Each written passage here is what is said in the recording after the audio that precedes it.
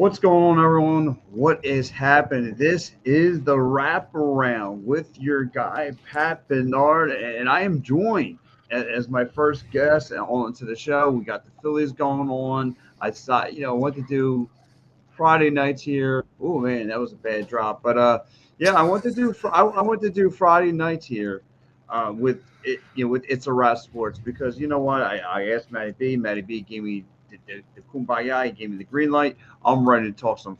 I wanted to keep it popping. Matty B does it Sunday through Thursday. I want to continue on.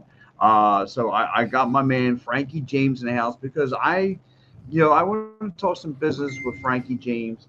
And now his co-host Ryan on the show. What's up, Ryan? How are you, sir?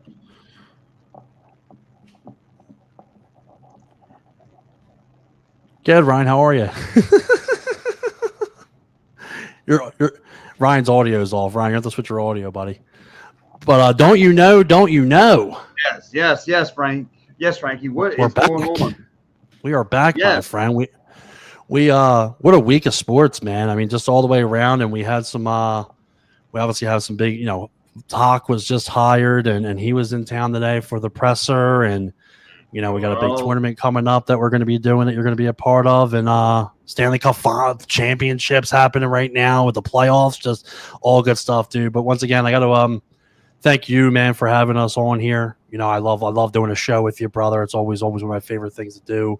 So really appreciate you having us on. Hopefully Ryan can get his audio working in a minute. yeah. Well, listen, that might There it be is. there he goes. He's good Ryan, now. Ryan, what's up, bud? What's up? Sorry about that, fellas. Not much. Well, listen, I brought you on this guys in this portion of the show because we need to talk some. You mentioned it, Frankie, and again, hi Ryan. You talked about Rick Tocchet coming part of the 25th Flyer head coach coming to this town, and I'm not a fan. I'm going to be straightforward with it. I I am didn't think not you a were. fan. No, I got to.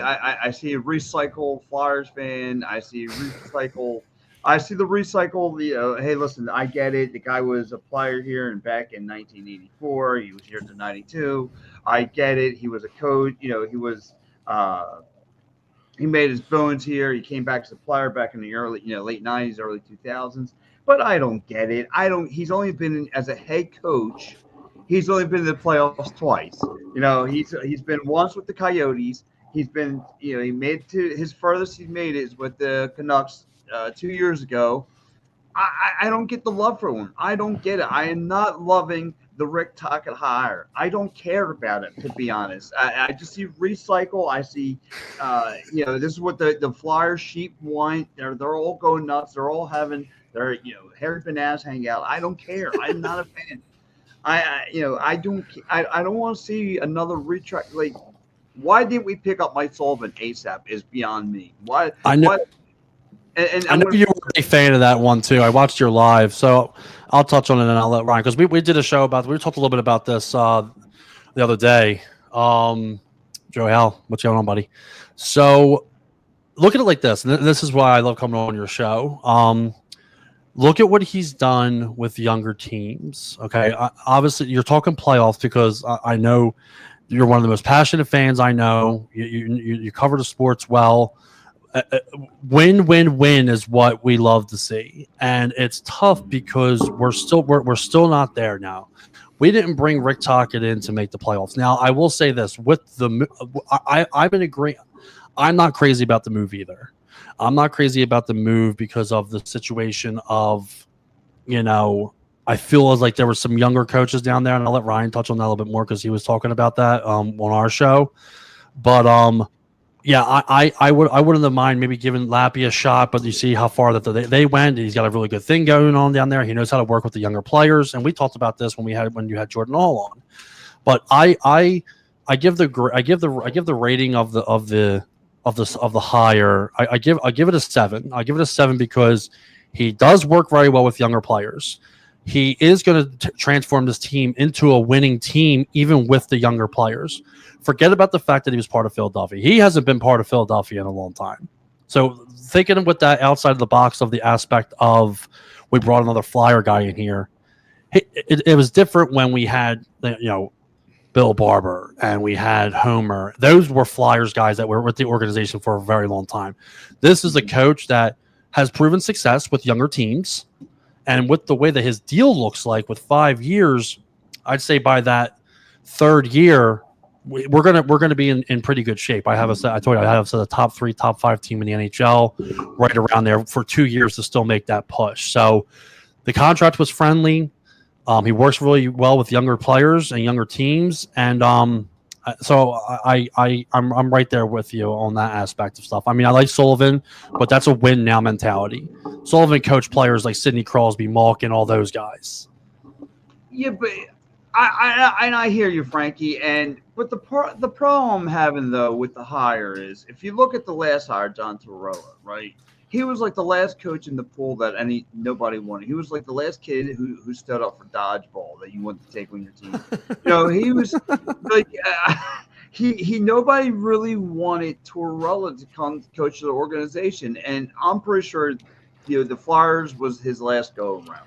He'll probably become an analyst somewhere, probably NHL.com. I don't even think so. So to me, like, I don't think Rick Tocchet was even on someone's coaching search.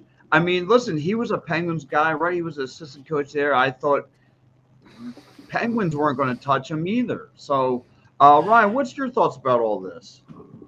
I mean, I like Rick Tockett's hiring, I guess you could say. I mean, like what Frankie was saying, he gave it a 7. I mean, I could give it an 8 a little bit, maybe a 7.5. Just for the fact of like, he's good with young guys. He could probably help Michkov kind of get over that hump that he really needs to get over. Not saying he had a great season this year. Obviously, he got stiffed out of the Calder Trophy. Absolutely stiffed. That's another topic for another time. I think for me, he fits what we need, what we're looking for now. I mean, it's a 5-year deal. I mean, Torts was a 5-year deal as well, and so we'll see what happens with that. He almost made it, though, man. I think he's a good fit for us. He's a teacher. That's what we need. Some of these players need to be, have that kind of keep that accountability going too. Yeah, push right behind him. And I just hope that he can come in and kind of help out. Obviously, the power play is something big we need to look at this year. Goaltending, something big we look at. Yeah, goaltending as well. We got that battle for Dolthoff and Urson, and then if whatever Kolstoff's doing, if he's going back to the K, if he's staying in AHL, if he's coming back. But I also think it worth coming back? Are they worth coming back though? Not to take over or anything like that. But like Pat, we talked about this with Jordan. That was one of the biggest questions that we talked about, and that was like the goaltending situation that has to be addressed, because now that the coaching situation, listen, it's a good move, and you're going to see that it's a good move. Pat, it's not a win now mentality, and this is why I love coming on the show with Pat, because I get to ease him in a little bit and calm my main man, because I see him get ready to blow a. Whatever the frick he's gonna blow. No gasket would be. A gasket, yeah. But it's a good move. I mean, this was 1 year that I think that had a lot of good, and Ryan had touched on this on the Turpin Bucks podcast with us about some of these younger coaches that were in the college level. Ryan had mentioned that there were some good coaches down there, and he kind of focused a lot on that when we did our show. But I think it's a good move. The presser today was great. A lot of great questions were asked. A lot of people know him. Gio, shout out to Gio, my main man. Good friend. Thanks for checking in, brother. They need a goalie. Can't win with a B goalie. You're absolutely right. I mean, unless the team in front of you. So when people mentioned about the goalie, like I always said, Pat and Ryan, was, look at what happened in 2010. We had a second string. We went in there with 2 goalies. Boosh got hurt. Michael Leighton took over. Played out of his mind, but there was a much different team in front of him. Now, watching the presser today, just to touch on it, and I'll let you can take the floor back. But the couple of things I really was really like to hear, and I did get to hear, was one, the camaraderie with Tocchet and some of the people that were asking questions. Like, he knew exactly who they were, which I think is a positive thing with that Philly connection. A lot of people still know who he is. He played with Jonesy. He played with Bundy. So from a media aspect, but did he really? Did he play with him? Yeah, he played with Phoenix. Oh, Okay, a little hot take cupcake for you there, bud. But Oh, yeah, but Ryan knows how to bring it, man. By the way, I just want to say this. This is the first time Ryan has ever guested on a podcast before. By the way, so a little shout out oh, to Ryan. nice. Listen, all's welcome to this jacuzzi. But listen, I, I, I hear you, and I'm pretty sure you guys are going to hear through the course of the week. If you haven't heard right now, you could go to the grocery store, to the gym, whatever. They, as soon as they started getting the conversation about bringing Raktak in it, they look at, and I'll say, they look at the Flyers front office like, oh, here we go, another recycle. Here we go, That's the and old fans, the old Philadelphia fans. and you know, this is the first time in a long time. Like usually they get crazy about an ex-Flyer coming in here, and I guess I don't. And I did listen to his presser today, right? He did say that one of the key things is communicate how he's going to work with the young guys, how he's he understands what he played is the different day and age from what how the players are now, all that fun stuff. I just need to see where's this thing going to turn around. And you mentioned goaltend situation must be addressed. To me, a 100%. defenseman needs to be addressed ASAP. I have a player out there that I'm keeping my eye on. They're in the playoffs right now. Ryan and I had talked about this, and I would love for them to bring back Gossespierre. I really would. He's doing his job out there with the Kings. You know what I mean? He's a puck moving defenseman. He has some skill. There's some offensive upside. Sanheim is known as our offensive defenseman, but and he could put the puck in the net. But nobody's had a year like when Gossespierre was here, when he put in 20 goals. I would like to see him come back to he's still young, but now the coaching situation is handled, we must address the goaltending now.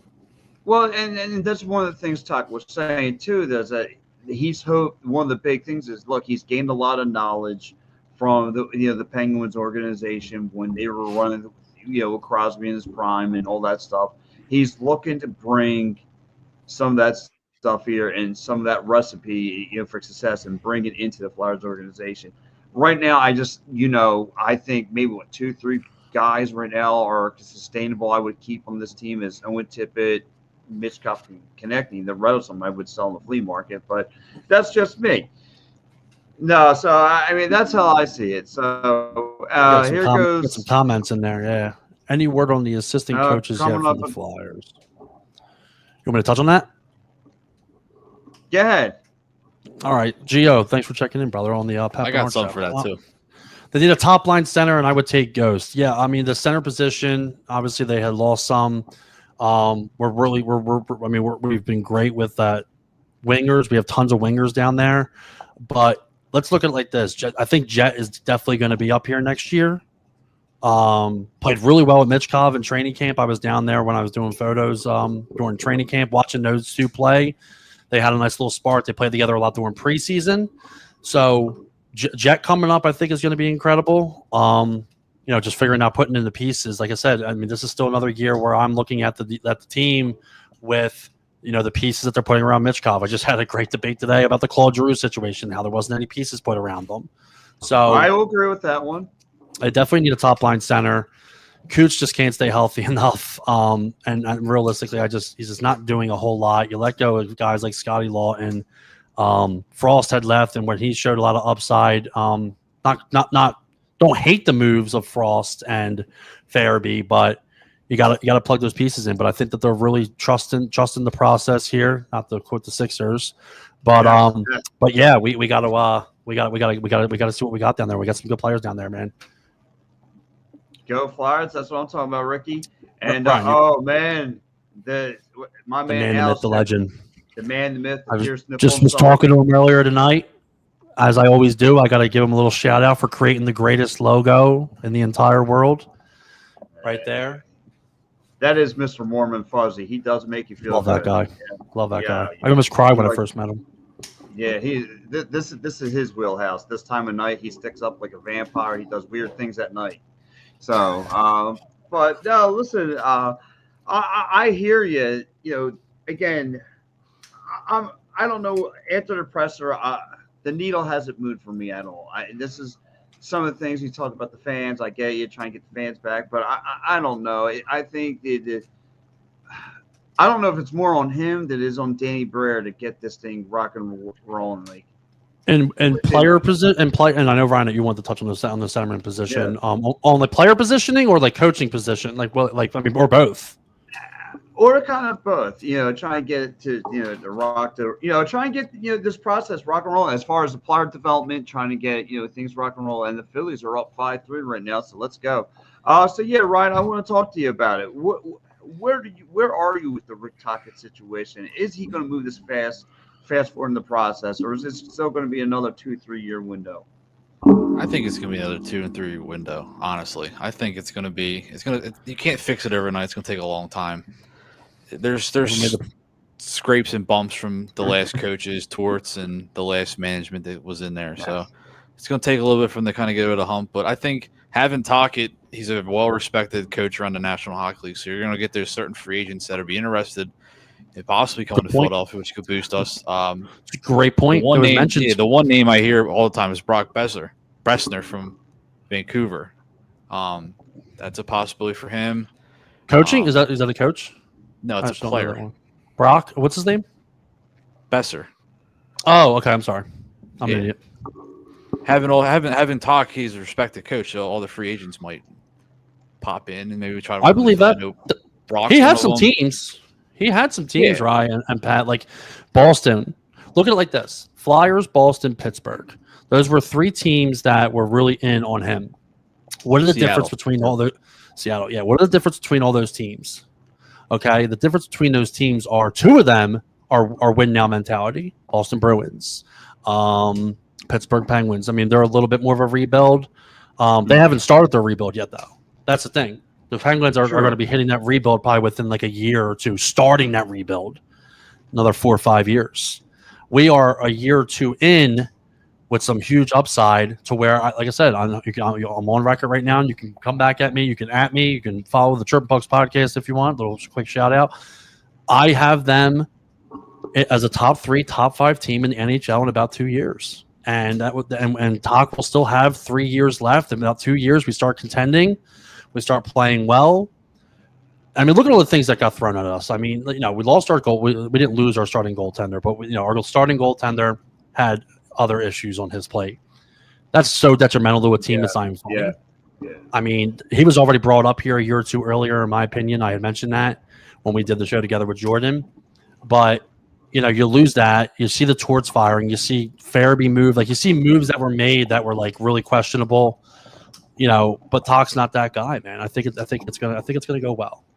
I think it's gonna go well. I don't know if they could have done better, but for what they got, a friendly deal, I'm okay with it. Yeah, and listen, I'm with you now. And again, I'm glad because I thought I had to talk you off the ledge. Respectfully saying, brother. Frankie, I mean, everything you say makes sense. When I talk, I just talk in circles. But when you have the thing is being patient, and listen. The Capitals are going to be slowing down at some point, right? Right now, you saw the playoffs; they ran out of steam. Irvin's got 1 more year, and that's probably going to be it for him. But the part that scares me now is the teams like the Ottawas, the Montreals. They're starting to come up as well.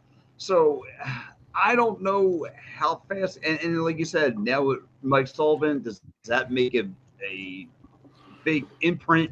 Or with the Rangers, I mean, I don't know how fast, because now I'm starting to feel like other teams in the East are going to start rising to the occasion. Well, you still have your powerhouse teams. I mean, and breaking news, Maple Leafs just won 2-0, just forced the Game 7 against Florida. Really? That's 2-0. They won. Austin Matthews, who we talked about earlier, he got the score and started, and then Max Pacioretty scored it again. So that's going to go to a Game 7, and those are powerhouse teams that are still in here. So once again, it's a great point that you make, Pat. Is like teams are getting better, and we are part of that. But you still have dominant teams that are still going to be dominant, as in like your Florida Panthers. I mean, they're still going to be a really, really good team, probably as long as they have Bobrovsky in the net. Maple Leafs are a team that literally could probably win so many times, but they just are having issues somewhere. They have an issue with their goaltending. They've been back. Well, it's been Woll and Stoli. They've been going back and forth. One gets pulled, one's in. But they have that firepower still, and they're still relatively young. I mean, they have 3 absolute studs in Marner, Matthews, and Nylander. I mean, like we don't have that yet. And Florida's Florida. Boston's still there. I mean, Boston, I think, is this year for Boston is going to determine whether or not they're going to start rebuilding. I mean, they moved Marchand for a region. They fired their coach, who I mean, Jim Montgomery was a great coach. They went from having the greatest season of all time to literally firing their coach the next season and not making the playoffs. I mean, are they now transitioning to a potential rebuilding, especially with moving Marchand? So look at it like that. We have those powerhouse teams that are going to be starting a rebuild probably or a couple years away, where we're going to probably take that because we're already 1-2 years in. Sorry, Ryan. I know I'm taking over. Sorry. Yeah, a little too much. Yeah. Sorry, buddy. Just trying to help the fan base here. Same question for you, Ryan. I mean, yeah. So, I mean, where are you? I mean, do you think the Flyers are going to be in the mix of things, or you think you have to wait for, other moving pieces? Where are you at with this movement? I like to see what they do in the offseason. They have the cap space with the Farabee and the Frost trade. They got some money back from that. Hopefully, they can go out and get somebody else, maybe a centerman, a winger, the fenceman, something. Maybe fix the goalie a little bit right there. In retrospect, right there, I think it's tough. The Metro division is a really, really tough division right now. With Columbus showing that they can really be a powerhouse, they were surprising, especially after the tragedy with Johnny and just seeing how they grouped together and made that run towards the end. That wild card spots for the next couple seasons is going to be tight between the Islanders and how Patty Wild turned that team around. The Rangers came back up into the mix. The Detroit Red Wings came up in the mix. So that's the most surprising. The Eastern Conference is stacked right now, and the Flyers are in trouble in the Metro for right now until they can figure out their back end and their power play and their goalie, and until Taka can kind of take the reins and kind of go. I think Philly's in trouble the next couple seasons with the way the Metro is. I love this comment here. If you want to read that off, Pat, I want to touch on that. Yeah, he goes, Mike Papanik says, I like the Taka sign, but this team has been a process since Lindros left. So what can we expect from the Flyers and Taka beginning in his tenure? May I? Go ahead, sir. All right, here we go. Hot takes and cupcakes here. It's going to be the Frank the Tank brand. All right, this is what we're going to have to do. We're going to put that puppy back up there so that everybody can see what I'm discussing here. This is absolutely outrageous. I think that the process has been since Lindros left. I mean, that was a long time ago, man. This team they haven't made the playoffs in the last 5 years, but they weren't irrelevant. Like, I mean, we had the 2010 run, with a great team. So to say that this process, has been going on since Lindros left, I feel is absolutely outrageous, absolutely erroneous. I completely disagree with you. But to answer your last part, so what can we expect from the Flyers and Taka speaking of his tenure? We can expect this team to get better. I mean, you can only get better. I mean, even with the first year, I don't think we'll finish last in the division next year. But we're not there yet. We're not there yet. But we're going to get there quick. I mean, it's going to only be a couple years. But to say that this has been a process since Lindros left, I mean, do you remember when Lindros left there, Mikey baby? Come on now, let's get serious here. That's definitely going to make the high blood pressure. Come on, dude. Right there. Frankie's taking my blood pressure meds now. Nice. So you got Ricky says we need a Flyers live. Look, this is pretty much the entire segment right here. He says, do anyone have any confidence in the ownership to the speed money? I guess Ryan, the Caps, and Ryan, I'll give that one to you. I mean, it's a tough one to kind of hit the head on the nail a little bit right there, because what can we spend it on? How much do we have? All they keep saying is we have some money. We have some money. Well, how much do you have? How much did you get back for them trades? And then what can you do? We're not going to get a Mikko Rantanen. We're not going to get a Cale Makar. We're going to get some player that's probably a star back in his prime days, and now he's kind of on the end of it.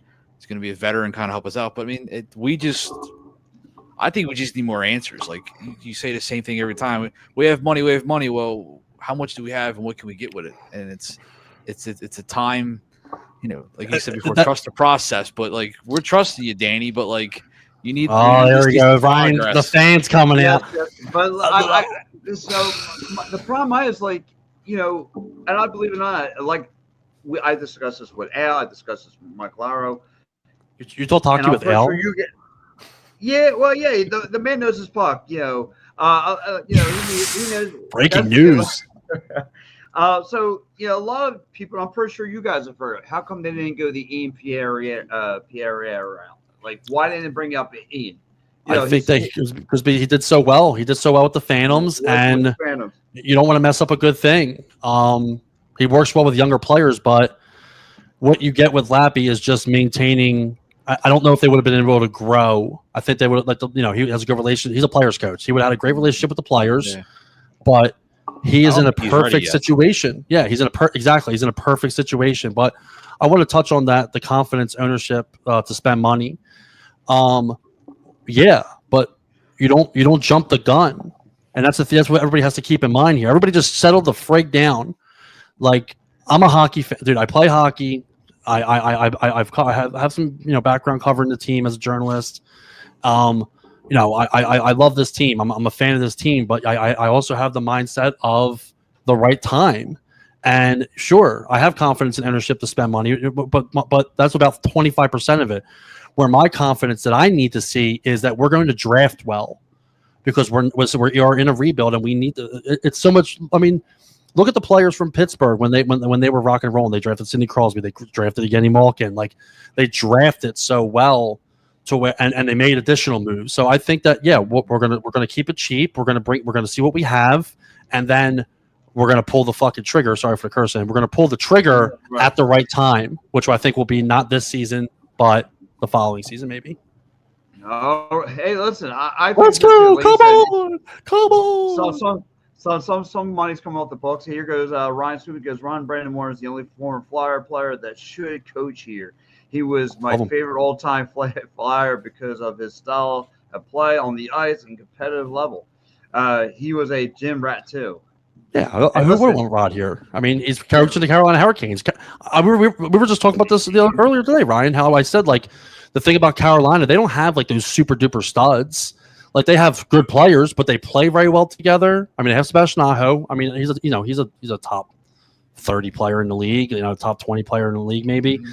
They have Gossespierre. They have Seth Jarvis, who's huge, like a great addition. Like, they have good players, but they play so well together and they play hard for their coach. And that's one of the best things about Carolina is that they have the greatest, one of the best coaches, I think, in the league. He'll never go anywhere. No. And they have goaltending. Yeah, he's playing out of his mind right now. Yeah, we don't have that. They have goaltending. What is that? I don't know what that is. It's funny because Ron Brandon-Moore, and I always bring this analogy about Ron Brandon-Moore. Ron Brandon-Moore is the first Philadelphia athlete to make a video game cover. So that's what I always go back to the 90s. Claude Giroux was in 2003. Oh, he was the first. Ron Brandon-Moore was the first as a Flyer? Back in 93. Oh, because 98 was Lindros. Nice job there, Pat B. Well done. A nice little hot taking cupcake for you. Oh, I love a good hot cake. Hold on a second, please. Wrong club. He goes also. Ryan goes also his coaching identity, system, and style of power play as OS. My favorite. No confidence. His teams are always no coincidence. His teams are always out and very aggressive. They never stop pressuring and attacking. Right. They play hard for their coach. They play hard for their coaches. They should. I feel like all teams should play hard for their coach. I hate teams that give up on their coaches and shit like that. I was never a big fan of that. But 50 years of hockey. I guess that goes to me. I don't know what that's supposed to mean. 50 years of hockey. Without a cup. Dude, absolutely. Listen, 2010, I mean, that was the last time we got there. We haven't really been super relevant since then, realistically. It's very disappointing. It 100% is very disappointing. It is. But don't worry there, Mikey baby. All right, we're gonna get there. Might have to have Mike come on my show. We'll have to have Mike come on the show, Ryan. Yeah, but see, Ryan, I get he's making all these great points about Rod Brendamore, but like you guys just mentioned, besides that Lindros one, that was absolutely outrageous. Oh my goodness! I'm gonna have to call the guy. I'm concerned about him. I mean, if I can touch on Carolina's style real fast, if I may. Yeah. I mean, if you look at Rod's style of play down there, I mean, look at the players that he has. He has like Aho. He turned around Seth Jarvis to make him a 30 goal, 30 plus goal scorer this season. After only 39 points last year and only, I think it was about like 40 the year before that. He's only been in the league for 3 years, 4 years. To have him turn around that fast and be a 30 goal scorer that fast, you're doing something right down there. And then the goaltender down there as well. And that team just meshes together perfectly. And I think Rod can and will be one of the greatest coaches in NHL history down the road. Yeah, true that. Mike Paparyuk says that the Flyers haven't had a good goalie since Peter Lindbergh and Hackstall. The Flyers haven't had a young drafted top star player in over 20 years. I agree. Wow. I agree. The Flyers haven't had a young drafted top star player in over 20 years. I mean, besides Michkov, because the players that we had drafted that ended up becoming incredible players, we had moved too early. Years ago, when I was covering the team, I wrote about this in the offseason, about the players that they let go too early. Justin Williams, Patrick Sharp, Sergei Bobrovsky. I mean, you let go of players that were incredible Stanley Cup winners, Hall of Famers. So, yeah, we brought them in. We didn't get to see them too often, which was a huge mistake. Pat Maroon. I mean, obviously, there's a lot of issues behind why Pat Maroon left, but back to back Stanley Cup winner. I think that we now have one. I mean, this has been the biggest hype since Lindros drafting Michkov and how it all happened. I mean, he was number 2. He was a number 2 overall pick behind Connor Bedard. And hot take, I think Michkov's going to have a better career than Connor Bedard. But he dropped the 7th. Michkov dropped the 7th for the fact that they weren't sure. He was over at the KHL, which we all know the issues over there about getting players over here. I don't think that he was marketable for a team that won the draft, a lower level team that isn't playing well. You want to bring in a player quicker because it's going to be marketable. Michkov wasn't supposed to be here for 2 years. And look what Danny was able to make happen to get him over 2 years earlier. Could you imagine these fans? If we didn't have Michkov, we may have finished with the last pick overall. I mean, we would have got shysted anyway because that's just the way the NHL draft works, which is absolutely outrageous the way that works. But we haven't had a stuff like that since now. So to say we haven't drafted a player in 20 years, you can retract that statement. I actually want you to edit it. I want you to edit it right now, there, Mikey baby, and say we just drafted a stud. We drafted an absolute stud. My man Gio up there. My main man. What's going on? He says, how long do we trust the procedure? I know it's only 2 years in, but how much rope do we give management? Okay, Ryan. I think the rope ran out years ago. Oh my God. I mean, even with Dan I commented in there. To I think it ran out years ago because you had when Holmgren was the GM and Hexy was the GM, and I can name 5. Me and Mike Pappy are about to be going at it, dude. Respectfully saying, name a player that the Flyers have had the caliber. Mike, make sure you follow the Chirpin Pucks on social media so I can get you on the show. Name a player the Flyers have had the caliber of Lindros since he left. I can name the caliber of Lindros. I mean, there's I still think there's quite a through. Keep in mind, Lindros played in a totally different era. He was dynamic. He's one of the strongest and fastest power forwards I've ever seen. Acceleration, especially his acceleration, was incredible. But I mean, name a player the Flyers had the caliber since he left. I mean, they didn't reach their peaking point until they left. Jeff Carter was absolutely incredible, 40-goal scorer. I don't think he had the fame like that Lindros did or the hype behind what Lindros did, but Jeff Carter was definitely an incredible player. I still think that Mike Richards was one of the most underrated captains. I think Mike Richards is about a team. An individual player can't do it all, okay? Claude Giroux, there's the caliber of Lindros. I think Claude Giroux was probably just better. The hot take. I think Claude Giroux was better than Eric Lindros throughout his career. A lot longer as well. If Lindros had, like you said, a better supporting cast, I probably give you that. I think he had a great supporting cast. Claude Giroux was the one that had no supporting cast, and you were able to see what he was able to do. That's my comment. That was my comment. I put that there. Oh, that was it. Okay, so can we make an identity? We need a coach with a particular style of play and system. Then draft and bring up players with that made to fit in that style of play and make that identity and system.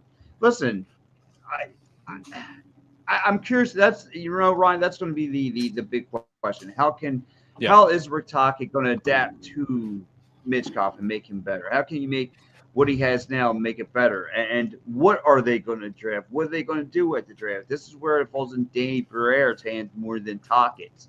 Tocchet can only deal with what he has in front of him. He can't, he can't make a chicken parmesan with just mustard. That's Ryan's sandwich, brother. You just gave Ryan a monster plug there. Ryan's a big chicken parm guy. I'll eat anything with chicken parm. He had a chicken parm today. Did he? Did. That's more like Al's route. Al eat anything. Any sort of meat, Al just swallow it. Pat's in store for a long show tonight. We're still talking hockey here. No, I think for your question, I think how about Tocchett's going to let him go. Take the leash off of him a little bit and kind of just let him go do his thing. I think that's what he needs to happen. He needs to let Michkov just go. Don't worry about the noise. Don't worry about the people. Just go out there and do your thing. Do a couple Michigans. Get it out of your system, kid. But I think he's going to let him. I think he's just going to let him go off his leash, and I think we're going to see a big breakout year. You saw it. For Michkov. You saw it when Tortorella left. When Tortorella left, Michkov was absolutely on fire. They were doing. You saw Brad Shaw literally get him out there for a hat trick. They were letting him cook. After Tortorella was fired, you felt it. You felt the difference. Mm-hmm. The first game, we ended up putting 6 goals into that.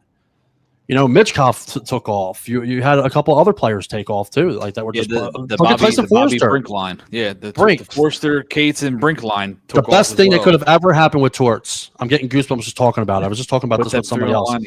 Was putting that third line together with Forster, Cates, and who was the other one? Well, and Brink. Yeah. I think the one thing that's going to hurt him a lot. The one thing that's going to hurt him a lot is Brad Shaw leaving. That's going to hurt him because he was a player's coach as well, and with him leaving, but there's opportunity for different coaches, and obviously, the name that I've been hearing around, and I'm not saying it's anything serious, but Luke Richardson's name I've been hearing. I already see this comment. Yeah, read it off. So is Giroux a better player? And I guess he is a Hall of Famer. Because last time I checked, Lindros is in the Hall of Fame. Wow, my man! Does this show come with the drop the glove segment? Because I think we got 2 guys ready to drop the gloves. That's why we're called chirping pucks, baby. That's exactly why we're called chirping pucks. I just sit back and bounce him. He just does his thing. Yeah. Yes. I we just had this discussion today. I do not think that Claude Giroux is a Hall of Famer because of the Stanley Cup. I think that numbers, right? But his numbers, we could do the comparison if you guys want. I mean, Brian, if you want, whoever wants to look it up. I mean, I don't think Lindros wasn't inducted into the Hall of Fame. He was one of the 100's greatest players. Okay, but I don't know if he was not inducted into the NHL Hall of Fame. I don't think that he was. He's a banner with the Flyers as he should, 100%. But Lindros was not inducted in the Hall of Fame. I need to. Yeah, he went in. He went in. I want to say a couple years back. He went in into the NHL Hall of Fame. Yep. He went 2016. 2016, he went into the NHL Hall of Fame. 2016. Okay, so it's a good point that he makes. It's a good point because he is in the Hall of Fame, 100%. But I question that. I mean, I look at it like this. Thank you, Gio. I look at it like this with Lindros. Like, for the time spent in the NHL, he had a great career. Okay. 760 career NHL games. Okay, 865 points in 760 career NHL games. That's a ton. Where do you think those numbers would be at if he played 400 more games like Claude Giroux did? Okay, and keep in mind, Claude Giroux never had a supporting cast. We just talked about this today on the Triple Pucks podcast. Claude Giroux never had a supporting cast. He had guys like Matt Reed that they thought he was going to be a goal scorer, and Matt Reed was terrible. They had guys like Jake Voracek. Jake Voracek was not a goal scorer, another playmaker, just like Claude was. Claude was a playmaker. He was not a big goal scorer. Okay, so he doesn't even have half. He has a little bit more than half of the games that Claude played in. It's not easy to get 1,000 games, dude. I mean, Claude stayed healthy too. That was another thing too. Claude stayed healthy. So Lindros actually getting inducted into the Hall of Fame. I mean, they're going off of what his numbers are for his career, but keep in mind, 760 games. Claude's got over 1,000. Yeah. Yeah, well, Lindros was hurt though. Whose fault's that? The guy that stay healthy. And I battled concussions. I 100% battled concussions. I was out 7 years. Look at all the players that retired early because of concussions that would have been 1,000 games. He maybe would have been one of them. Keith Lindros would definitely wouldn't have been 1,000 games. But you got to look at the whole picture of the players that aren't playing anymore because of concussions. They would have been 1,000 players that made 1,000 games. Right, and it's a shame too because again, when I think about Lindros, couple things I think about. I just think about he was Ovechkin before Ovechkin. Like the way he can hit, the way he can shoot, the way he was like a 5-tool player on the power forward, yeah, with great acceleration. He was the whole package, dude. He was the whole package. And then like I'll never forget. He said in his own documentary, like as good as the LOD was, he said going up against that Red Wings team of the late '90s, he said those guys were just head and shoulder better than us, and like I never saw a player admit like we could just. So no, they were just flat out better than us. Said, wow. That team was absolutely outrageous, dude. Yes, that is absolutely outrageous. Those Detroit Red Wings teams were nasty. Going back to back, and the wars they had with Colorado. I remember all that stuff. And this is when Colorado had Adam Foote, Joe Sakic. Yeah, I remember those days. Remember NHL '98? Come on, that's what I'm talking about. NHL '98. 1,200. Here we go. Here's some stats for you. This is pretty good. 1,263 games from Claude Giroux, 18 years. He's got 1,116 points. Okay, so 751 assists, 365 goals. He was never a goal scorer. He's one. I mean, that's what people are saying here too. Like, people think that Claude Giroux was a goal scorer. Take that out of your minds. Claude Giroux was never a goal scorer. He needed goal scorers so that he can make plays. Could you imagine if we would have had Patrick Kane in that draft that we got shysted out of, where we were supposed to have the number 1 pick and we got stuck with number 2 and we drafted JVR and we were supposed to have the consensus number 1. Could you imagine if Claude Giroux was playing with Patrick Kane? Would we even be having this conversation right now? No, but it's about supporting cast. No. Lindros had an incredible supporting cast. He played one of the greatest lines ever in hockey with Leclerc and Bremberg. He had an incredible goaltender with Hextall and even Gar Snow. We want to throw him in the mix. He had a good supporting cast. Who did Claude Giroux have? The Wayne train. A long freaking career. Yeah. Which was great. We had 5 players at that time that had 20 or more goals. You had Voracek that could put 20 in, Hartnell, Simmons, but like you needed the guy. You needed the guy. And like to your point too, like again, Frank, you looked at what Lindros, yes, was compete with the Messiers of the world, absolutely. But look at what Drew had to deal with. Like he had to run against that. You want to talk about a line, Crosby, Malkin, like in that heyday. Like who's stopping that train? Who was stopping? I mean, the third. Well, Coots was killing it at that then when he won the Selke. He was up against them. The issue with Claude is that he struggles a lot in the playoffs, and everybody will always remember Claude not setting the tone except for the one hit with the shift, which was one of the greatest shifts I ever seen in hockey. It's a good point. Perfect point, Ryan. We need a pass first center to pair with Mitchkov. Yeah, two-way hockey player. I mean, Ryan, you're a centerman, Ryan. So why don't you touch on this, okay? Say, for example, Matty. So me and Ryan, we play hockey together. He has an incredible player. It's a defenseman. because absolutely do his thing. Could you imagine if Maddie moved up to wing and say I'm on the other side? Okay, I'm a playmaker, but with offensive upside. Maddie's an offensive upside machine, and you can play two-way hockey. You can pass the puck really well with some offensive upside. Could you imagine what your numbers would be if you had that kind of line? Right. Yeah, I mean, it could happen tomorrow morning, but I mean, yeah, Monday, baby, Monday. But it's all about the chemistry. You can put two star players next to each other and they don't make any chemistry. It's about chemistry. It's all about the flow. Like you can put anybody with each other, and if they don't have any chemistry, it doesn't work. Watching tape, man. I know where you're going to be. You know where I'm going to be. You've assisted on quite a few of my goals. To get Michkov a good centerman, they're out to really go in depth into the free agent market or the trade deadline and think what you need to do. I mean, I like Jet. I still like Jet. I just think this team got a little derailed, and I'm pretty sure you guys probably agree with me. So when Sean Walker was no longer part of the defensive core, Nick Steeler was like a bulletproof vets back there.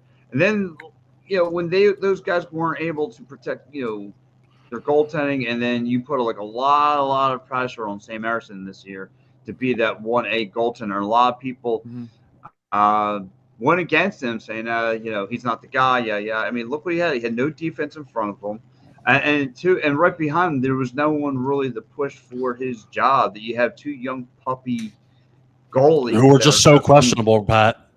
I mean, the Kozlov and Fedotov are still very questionable. Keep in mind, Urson is not a starting goaltender. Okay, the situation happened with Carter Hart. He got booted, and then Urson, you're the number one guy. Urson should have only played 20, 25 games that year.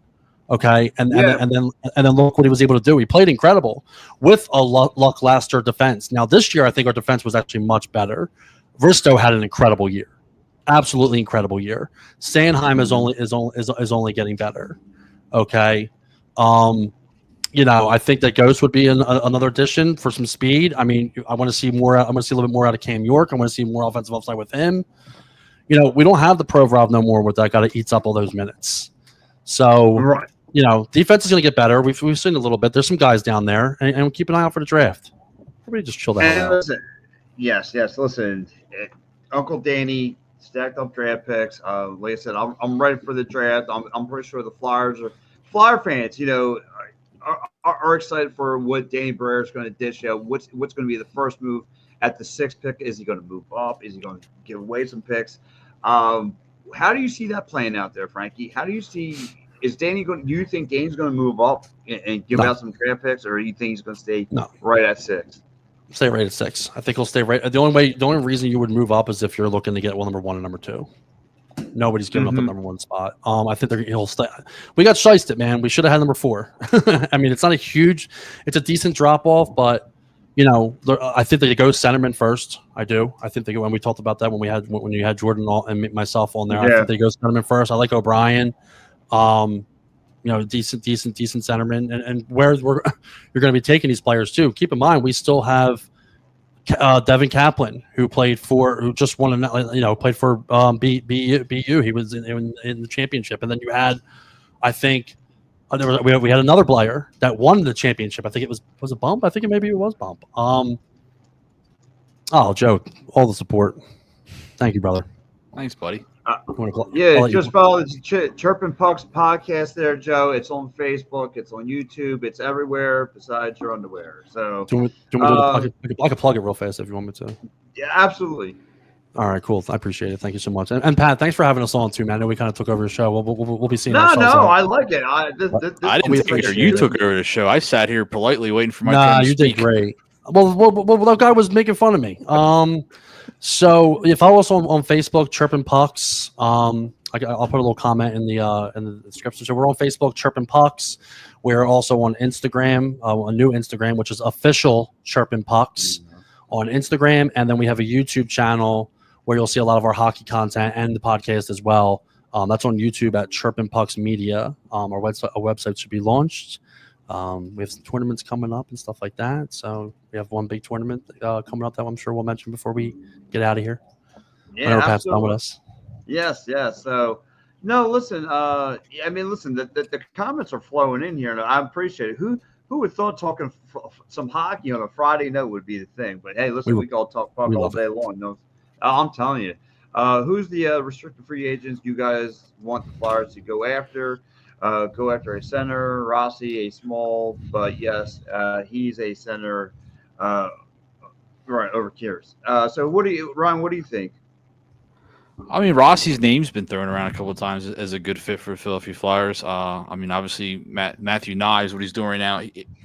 Isn't he hurt? Did he hurt again tonight? Is he hurt again? Did he get hurt tonight in Florida? I'm not sure.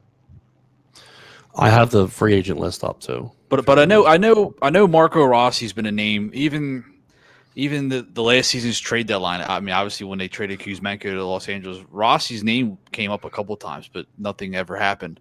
And it seems like he's back on the radar again. I like Marco Rossi. I like the way he plays in Minnesota, and he's a good centerman. He's sneaky around the side of the net, and I think if the Flyers do go after Rossi, I think he'd be a good fit here. But that's just me. I don't know how you guys feel about that. Pat, I have a screen on the bottom if you want to pull that up of all the free agents, and we can go over a couple. All right. All right. If you want to share the screen. All right. Perfect. All right. So I'll dissect this, and then I'll if I can mention the event, then we'll let Pat do his thing. So keep age in mind. You have Mitch Marner. I mean, he wouldn't be bad, but we have to obviously check cap. I'm going center first here. Jonathan Tavares is too old. Matthew Shane too old. Sam Bennett, I think it would be awesome. Huge Sam Bennett guy. Winning mentality. Great centerman. Goal scorer. Testy. I think he would be good. I don't think he'd be good with Mitchkov, but I think that he could definitely do some stuff. If we're just looking at centers here once again, we got to keep age in mind too. I mean, Luke Husey, if we want to think defense, he's a restricted free agent, but we're not looking to spend that kind of money yet. So a guy like Sam Bennett, I mean, you can look at some of those moves right there. But we also have to think about who we want to bring back too. Because we have free agents that are. I mean, Cam York's going to be a free agent in 2025. But yeah, here as we obviously tripping down a little bit more. Kuzmenko, I wish we didn't get rid of. I mean, we weren't going to sign him for the money that he wanted. I kind of liked him. Do you take it? Alex Lafreniere. I mean, he's a winger, but do you want to stay young? You want to keep it young. Yeah. Maybe bring in a veteran presence, but I would go no higher than like a 28, 29-year-old. That's why I think that, here's Brock Boeser, who you mentioned, 28 years old, right wing. I think that's not bad. Brock Nelson is a solid centerman. 34, give him like a 1-year deal. I'll take Brock Nelson right now. Yeah, Brock Nelson was good. I mean, you want to still keep it kind of young, depending on what you're trying to do. We're still looking to see where we are. We can't abandon the rebuild. Correct. Yeah, I see Ryan put in there the restricted free agent list too, please. I just commented in there, so just copy and paste that comment, and then you'll see this list up for your fans. I think a big name is Mason McTavish from Anaheim. I think he'd be a good fit too. We'll love to have him here. He's super close with Cam. He maybe help Jamie kind of get more comfortable a little bit more. And he's a stud. I would love for him to come here. I think he'd be a good fit here if Mason ever came here, but I doubt that'll happen. But money. But then again, you can't wait too long. You can't wait too long. To answer Joe Hall's question, no, Joe, I don't think Coots gets traded. I don't think you get a bag of bubble gums for him anymore. Too big of a contract. Way too big of a contract. And no one wants to eat it. How long will the fans will have to wait for the Flyers to spend some money and on the top free agent? Not this season. Either. So not to get technical with it, what's money? Like, I mean, are you talking like that max contract? Are you talking like a top 10 player, like a contract that like somebody would get? Because I look at it as if like, we're not there. There's no reason for us. Like, we'll have money, but why drop it all on one player when you bring in the right pieces? Because keep in mind, a couple years down the road, Mitchkov is going to have to get paid. Good point. I knew that. There's Matty B. Right? Right? Is that Maddie? Is that Yes, Maddie? yeah, that's my uncle, Always the loves. mayor of Mayfield. He That's loves. the president. He loves to get That's real the man. deep, real deep with it. And Maddie, I need you to reach out to me, man. I have something. I've Barb, been. Barb's here. Barb says Fire's the Bob, how number are one you? goalie. Barb gets Yes, it. Barb understands the assignment. yes, Oh, yes, yes. Ryan's calling. So, well, listen, gentlemen, I'm going to let you guys go. Listen, guys, follow the Chirpin Pucks podcast. Follow my man Frankie James. Follow my man Ryan. Can I just plug the Guys, event real fast? Can I just plug the event real fast? absolutely, whip it out. All right. So we mentioned it before. We have a big charity game coming up for Jason Martinez. You'll see all the information on all my social medias. We have a date. It's going to be July 12th. I've spoken with Jason. He's on board. He's going to be there as well.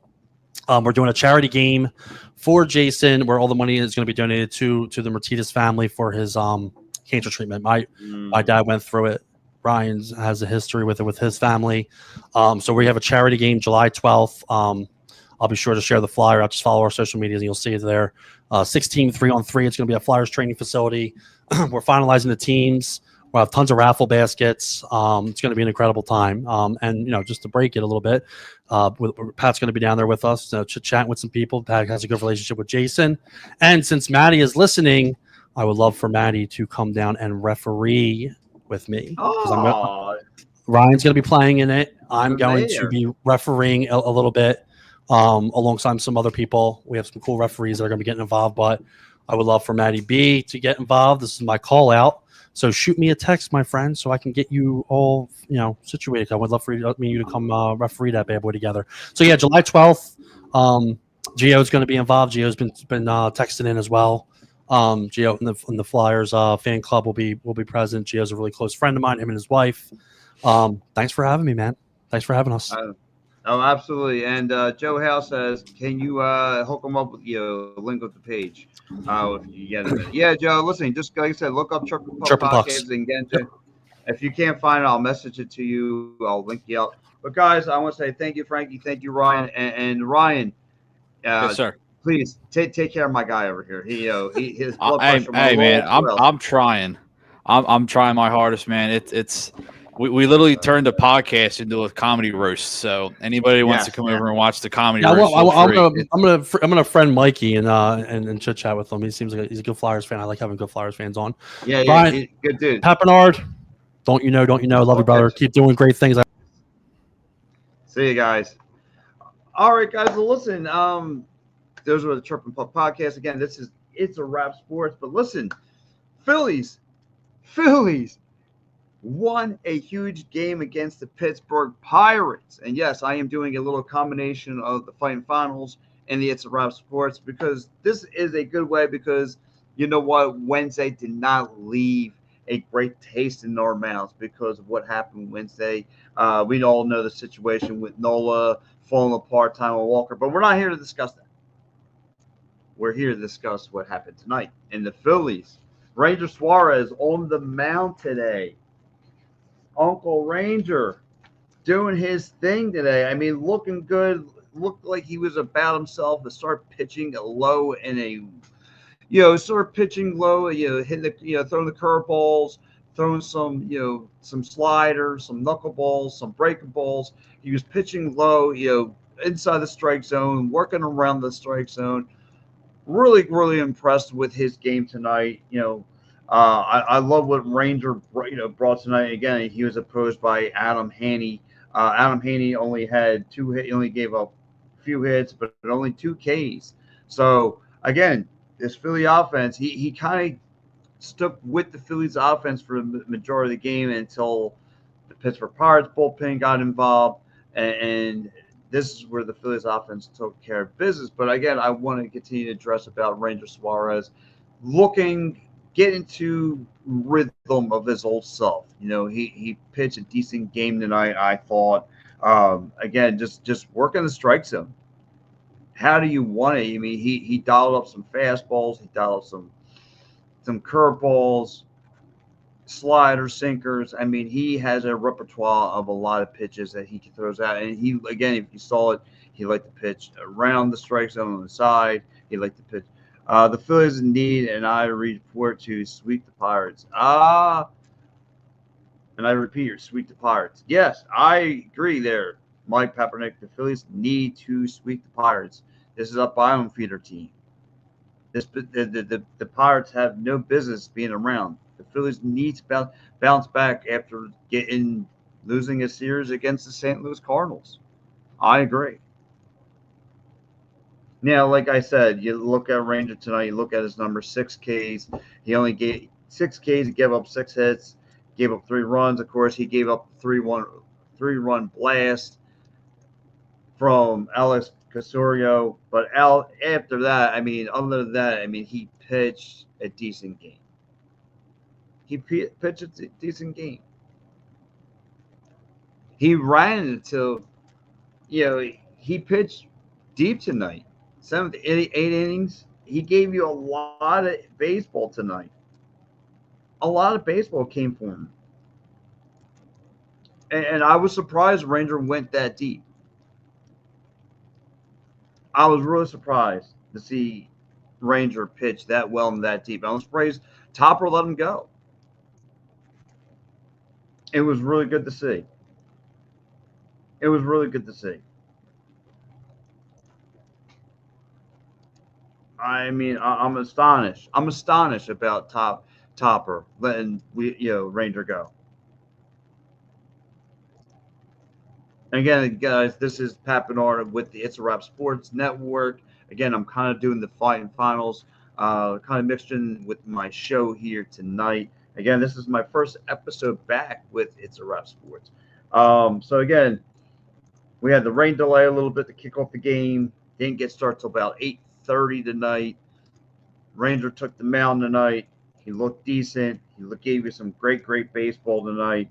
Like I said, ran until about 7 innings.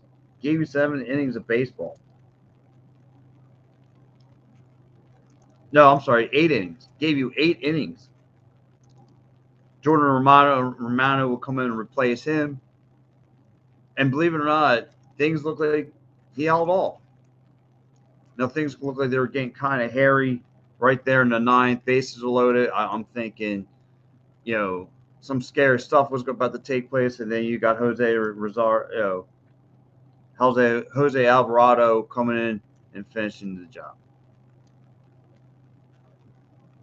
Jose Alvarado finished the job, and I'll tell you what, if anybody deserves, I know we're still, I want to say about a month and some change away from an all-star voting, but if anyone who kind of needs that all-star voting for a closer, Jose Alvarado definitely deserves it. Jose Alvarado kind of definitely deserves it. Because Daniel Robert got this Phillies team in a pickle. And he had to bail him out.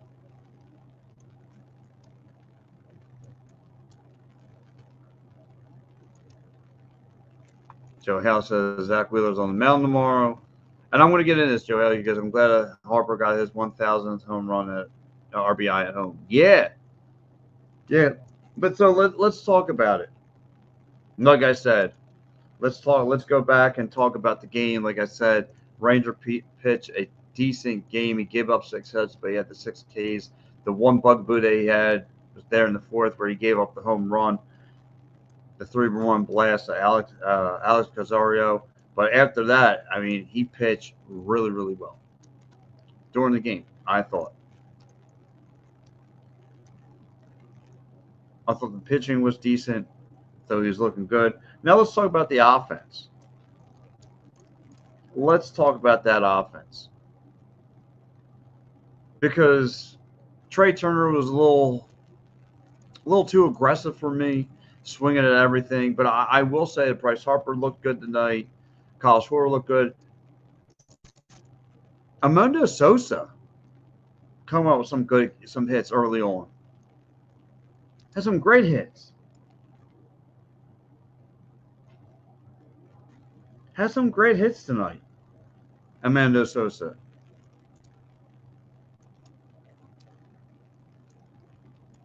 2 for 4. Yeah, he was starting to hit on it. He was hitting early on in this game.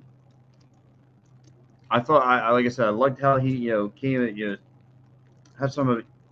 I loved his approach there early on, but then the rest of the lineup kind of got involved. Rojas, gets 2 RBIs, comes across the plate 3 times.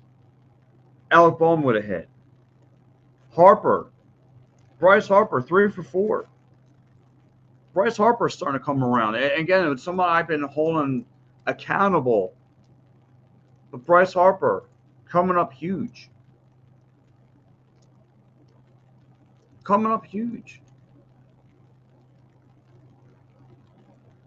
I've been very critical of Bryce Harper up until this point, but Harper looks good.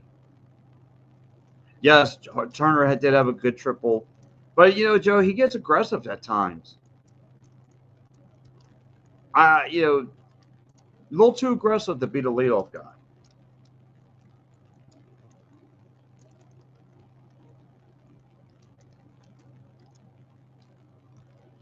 But again, the Phillies offense really took care of business in the 7th inning.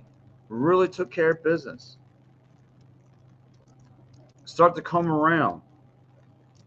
Kyle Schwarber gets the walk.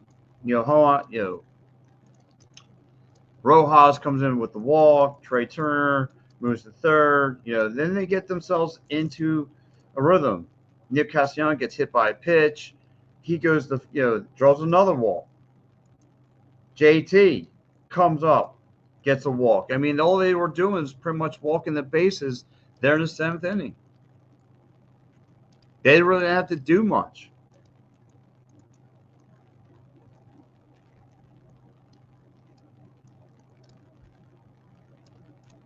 Didn't have to do much. That 7th inning, they weren't really swinging. I mean, Alec Bohm with a sacrifice. Kyle Schwarber, like I mentioned, walk. Castellanos hit by pitch. And I did like the one hit that Trey Turner, not Trey Turner, Bryce Harper hit. I mean, there was a one pitch early on in this game. He was right outside the strike zone, and he got it. He made great contact. He was making great contact.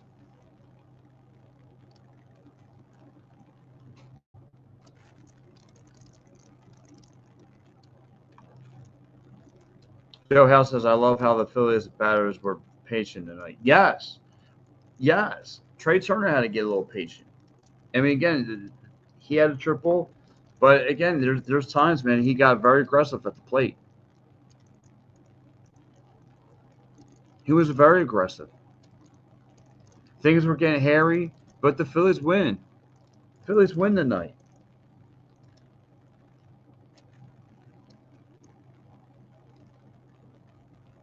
That's all that matters. Phillies win 8-4 over the Pittsburgh Pirates. Unbelievable.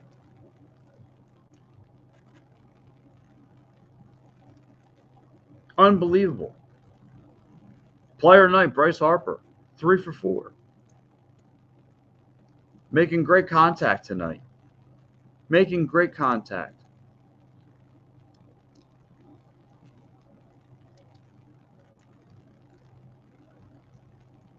Great stuff. I love what I saw from the Phillies. Pirates, other than that 3-1 blast, really didn't do much. Again, to get that 1 run in. Looked like they were building momentum. And they got held off. Jose Alvarado comes in, saves the day.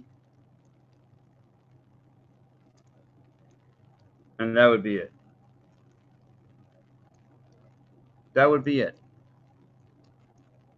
Phillies win. Great stuff. Great stuff for your fighting Phillies. For the fights, taking care of the Pittsburgh Pirates. And I'm with Joe. They definitely need to sweep the Pittsburgh Pirates in this Keystone matchup. Wow. He says, I'm calling it.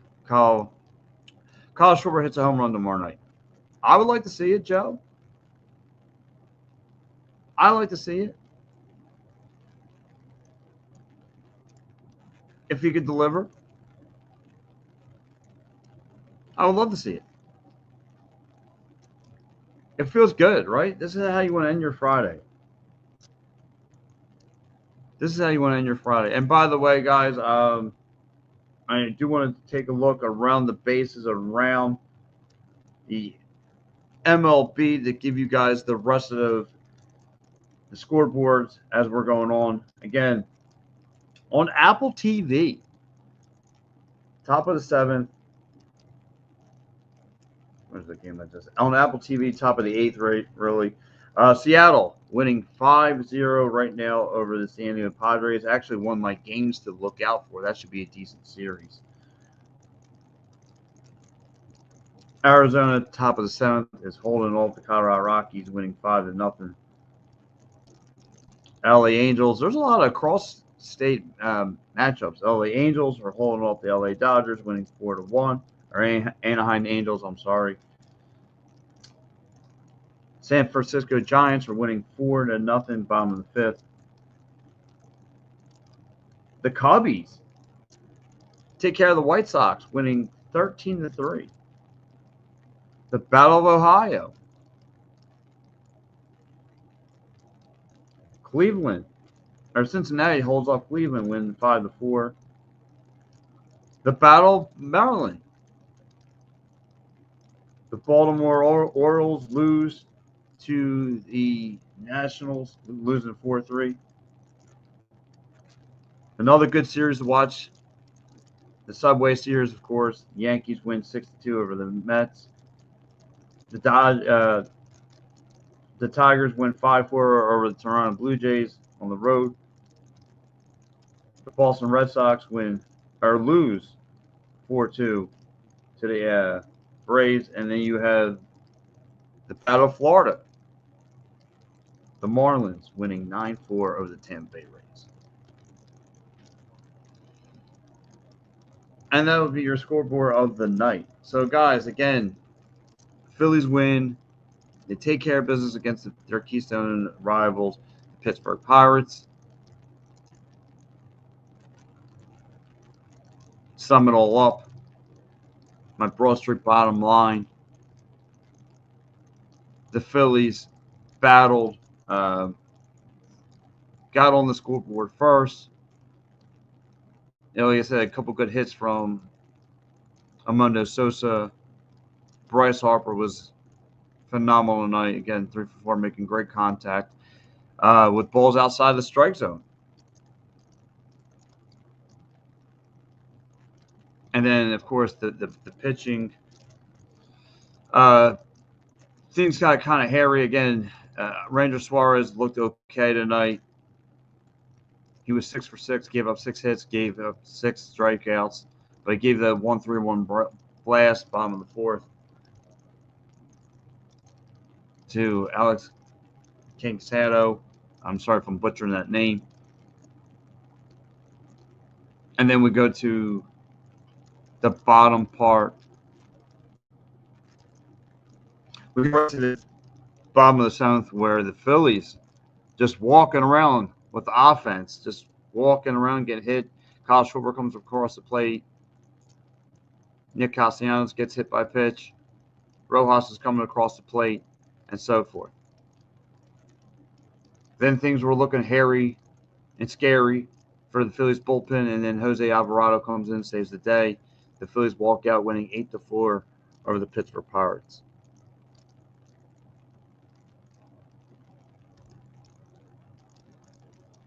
Oh, Joe House says he'll be at the game tomorrow night. Well, listen, guys, I hope you guys enjoy the game. This was a good Phillies win. This is how you kick off the series. They should mop the floor with the Pittsburgh Pirates.